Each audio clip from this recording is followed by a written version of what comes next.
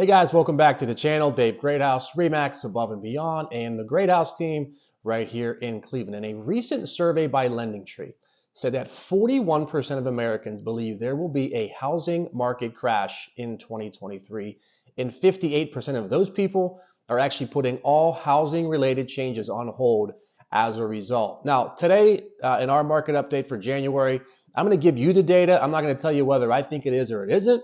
But I'm going to give you the data. You can make up your own mind, but I think by the end of it, you'll agree with me.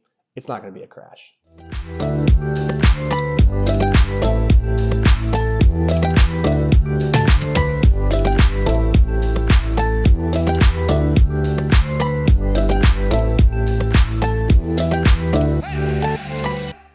All right, so take yourself back 15 years. If you're too young to remember that, just go Google 2008 housing crash. And a lot of people are comparing what's going on today with 2008 and thinking, boy, as a result, there's going to be this huge market crash in 2023. Well, I'm going to give you the data that I think supports that it's nothing like what it was 15 years ago. And depending on how much you follow the news, obviously the news seems to be these days nothing but panic, right? So let's give you the truth. Let's give you the real data. That way you can make up your own decision whether a buy or a sell is the right move for you in 2023. And let's talk about the economy as a whole. Let's talk about job creation. Let's talk about the types of loans that are out there. I'm going to show you this chart that compares today with what it was like back in 2008. And the first thing you're going to see is the jobs. Now, if you follow the jobs report that comes out, I think monthly nowadays, it's usually been pretty good news. Like there's been a lot of job creation. There hasn't been a ton of job cuts. In fact, if you look back 15 years ago, I think there was over 8 million job cuts. Current housing cycle, it's pretty much either flat or growing every single month. Total jobs are well over 158 million.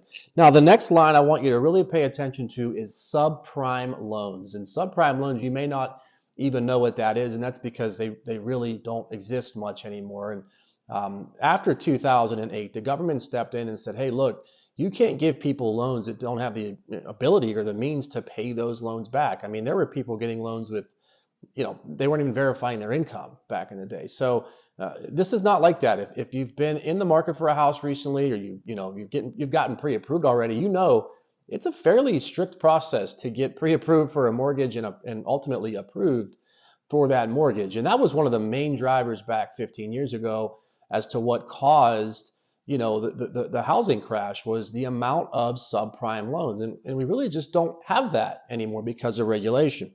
You'll also notice the inventory, though. That's another thing that's really driving the current market. We don't have any houses to sell right now. I mean, it's very little. And that, with the fact that we had super low interest rates over the last 2 years, caused this crazy demand for housing and caused all the competition that you see. And that's why people are like, well, it's going to crash from that. And it's really not. It's just going to stabilize. And we've already started to see the results of that. And we'll discuss more on that later.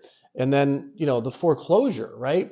Think about how many homes were back in foreclosure in 2008 compared to now. You almost have no houses in foreclosure. It's very rare that we find it. And one of the reasons for that is because over the last 2 years, homeowners have gained so much money in equity, they don't owe more on their house than it's worth. And essentially that's why you go into foreclosure. So all of these factors kind of give you an idea that this is not like 2008. This is not like the market crash that was back then. There is way stricter rules on buying a house now.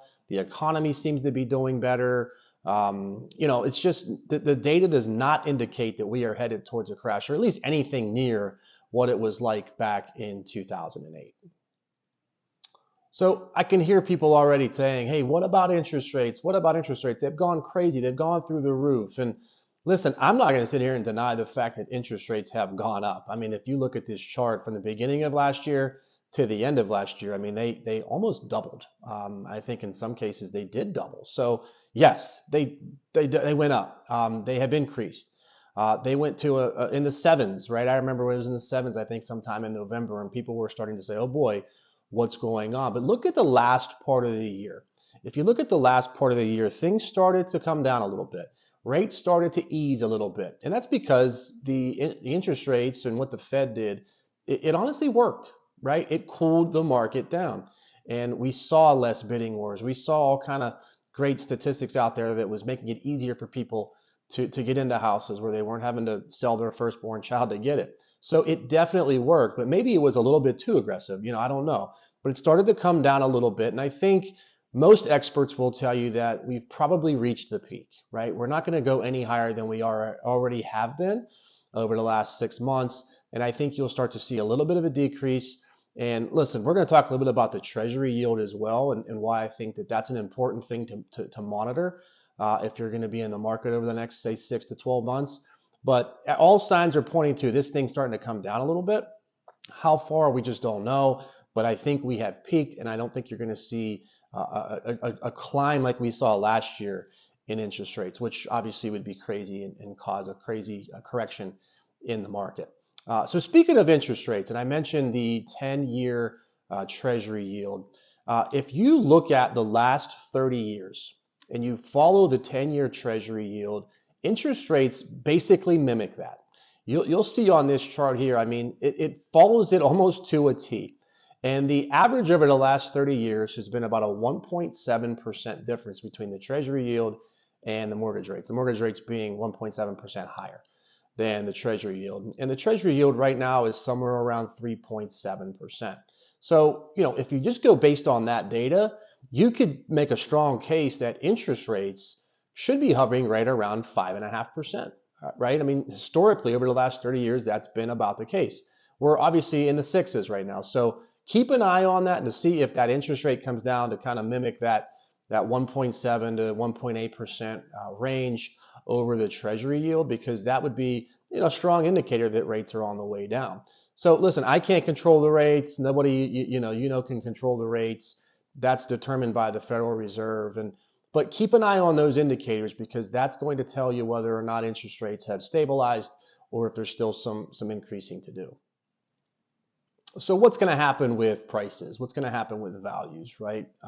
Look, you could make all kind of interpretations based on your local market and where things are at. Here in Cleveland, I think things have started to stabilize a little bit. We've seen more and more houses have price decreases. We've seen less competition. We've seen all kind of things. And I think that kind of mirrors what's going on around the country. There might be some pockets out there where it's still crazy. Listen, I wrote 2 offers in the last month, which did have over 10 offers on the house. So those things do still exist. That's being caused by the limited inventory more so than anything else. But keep an eye on interest rates, because if interest rates start to inch back down into the high 5s, low 6s, you're going to see more buyers enter the market, right? And this is going to become the new normal, 5.5%, 6%. I think that's where we're going to be hovering around for the next year or so. So more people will get used to that and they'll jump back into the market, and that's going to create more competition. So if you're in the market today, right, January 2023, you actually have yourself a pretty nice window where you can go out and maybe buy a house, maybe have the seller pay some of your closing costs. We just did one yesterday where the seller gave a credit to the buyer. I think it was right around like $5,000 or $6,000 towards that purchase. But then the buyer then used that money to buy down their interest rate. So you can talk to your lender, see if that's something that makes sense for you. We've even had different types of financing, right? If lenders think, hey, maybe these rates are going to come down a little bit, maybe an adjustable rate mortgage would be something that could make sense for you. I'm not a financial loan officer. I'm not going to tell you what you should do, but talk to your lenders, see what makes sense. But one thing you shouldn't do is just buy into all the panic and all the hype. You should be educated. And this is what this video is about, is educating you that this is not 2008. Yes, we're seeing a correction. Home prices might just stabilize this year. They may not go up 10, 15, 20% like they've done the last couple of years, but I think that's probably a good thing, right? Let's get some normalcy back in place. The experts are all over the place as to where they think values are going to go this year, but if you average them all up, they all see a little bit of a minimal increase in home prices. So if you're buying, don't expect to go out there and try to get something $40,000, $50,000 under asking. If it's a $200,000 house or something like that, it's still going to be a competitive market. Certainly not at the level we saw, early part of this time last year, but it's still competitive, right? Don't expect a crash. Sellers, continue to price your home effectively. When I say effectively, I mean at market value. What's going to bring in the most amount of buyers? What's going to get you the most amount of showings? That's how you're going to get those multiple offer situations. If you price it too high out the gate, you're doing yourself a major, major disservice. Investors, we know you keep calling because these rates are coming down.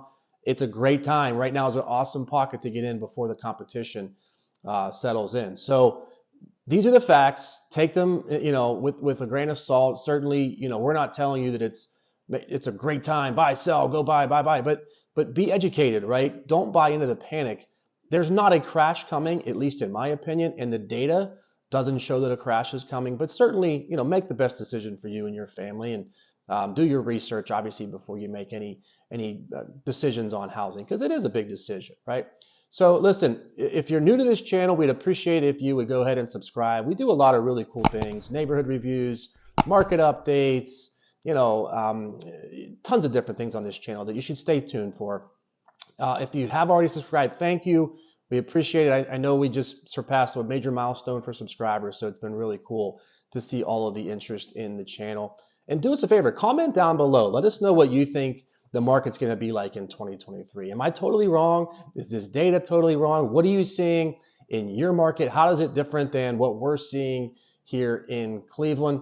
And as always, guys, our information will be in the description box below. Hit us up when you're ready to buy or sell or invest in your great house.